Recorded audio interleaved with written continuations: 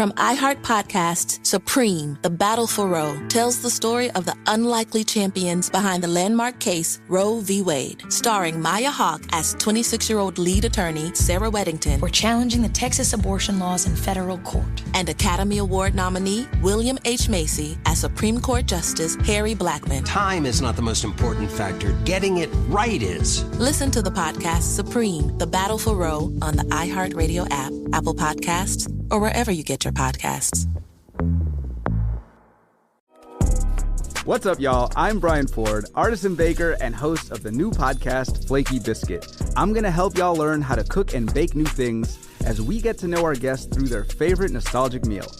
If you are ever at a place in your life where things are too busy or your head gets too big, having a meal like this, it reminds you of who you were and also who you still are. Listen to Flaky Biscuit every Tuesday on the iHeartRadio app, Apple Podcasts, or wherever you get your podcasts.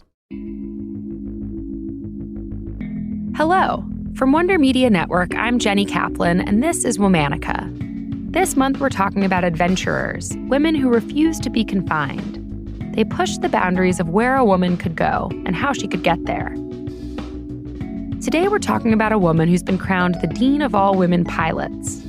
She broke glass ceilings to become one of the most decorated female pilots in Brazil. Please welcome Anésia Pinheiro Machado. Anésia was born in the early 1900s in Sao Paulo, Brazil. Anésia had big dreams for what she wanted to be when she grew up.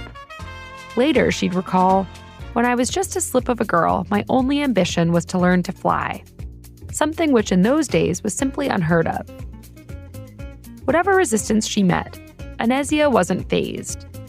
She once told a reporter that since childhood she wanted to overcome restrictions inherent to my condition as a woman. And that's exactly what she did. In 1922, Anésia made her first solo flight the same day as another woman, Teresa de Marzo. Though they'd flown the same day, Anésia got her license the day after Teresa. With it, she became the second licensed woman pilot in Brazil. Later that year, she became the first Brazilian woman to fly with passengers. To some, flying is a means to an end. But for Anésia, flying was the end. Being up in the air, soaring through the sky, was more important than the destination. To Anésia, flying meant freedom, a sort of adventure, an escape. Although Anésia was successful from the beginning, her journey wasn't without turbulence. She once landed a plane meant for land in the Rio de Janeiro Bay. She managed to wriggle out and wait for rescue while the plane sank.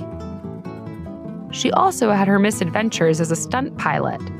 In one incident, she blacked out while doing a loop with the plane, and when she regained consciousness, she was flying on top of the trees.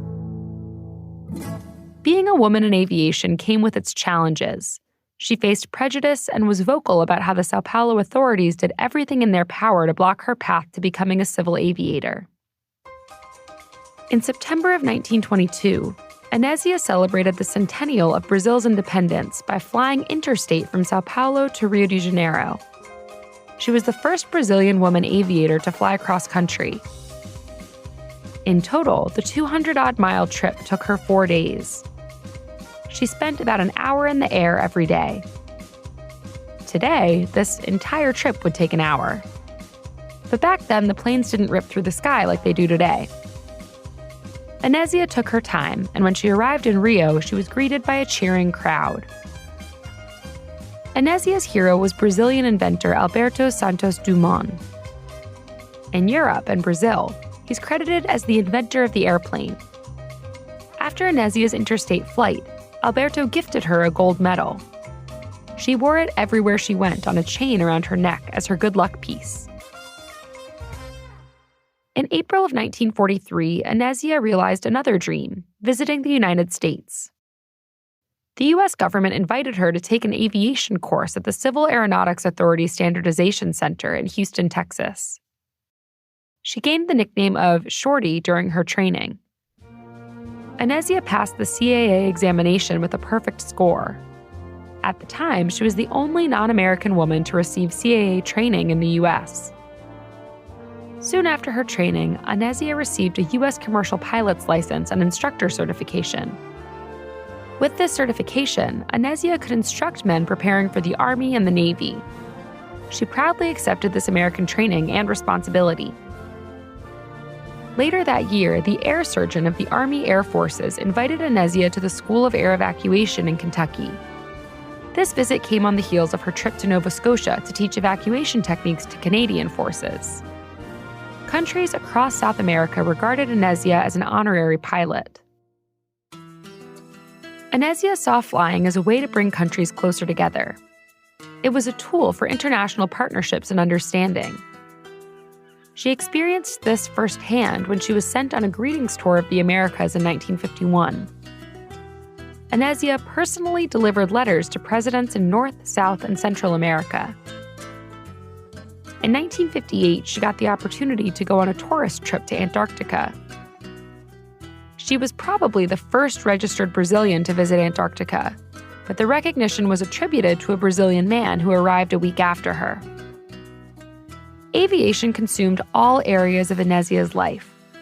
For much of her career, she worked as an instructor and pilot. She was married to another member of the Brazilian Air Force. She even became the first Brazilian female pilot to write articles exclusively about aviation. By the end of her career, Anésia had received 25 military and civilian decorations abroad and at home. Anésia died on May 10, 1999. All month, we're talking about adventurers. For more information, find us on Facebook and Instagram at Womanica Podcast. Special thanks to Liz Kaplan, my favorite sister and co-creator. Talk to you tomorrow.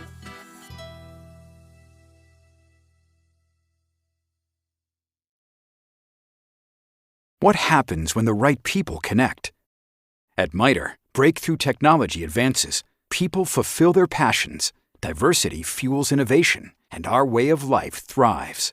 From health to transportation and global security, cyber and AI, to space and back again. There's no higher calling than making the world a safer place. Let's connect at mitre.org/careers. That's MITRE.org/careers. The Baltimore-Washington corridor is a region filled with opportunity, innovation, and connections. And in Rockville, the path to undergraduate success starts at UMBC at the universities at Shady Grove, a convenient, affordable way to complete your degree. Our campus community is ready to empower you and connect you with other thought leaders in Montgomery County and beyond. Grow, belong, and achieve with UMBC at the universities at Shady Grove in Rockville. Apply by June 1st at shadygrove.umbc.edu. Lego is the door to a world of imagination. If you love Lego, there's something you've got to see. It's Nature Connects, a fun outdoor exhibition in Winchester at the Museum of the Shenandoah Valley. Enjoy the sights of a polar bear made with 130,000 Lego bricks, an 11-foot-long rhinoceros, or a life-size zebra made with Lego bricks by artist Sean Kenny. Experience the magic of Nature Connects. Get discount tickets at themsv.org. Themsv.org. Sponsored in part by iHeartMedia.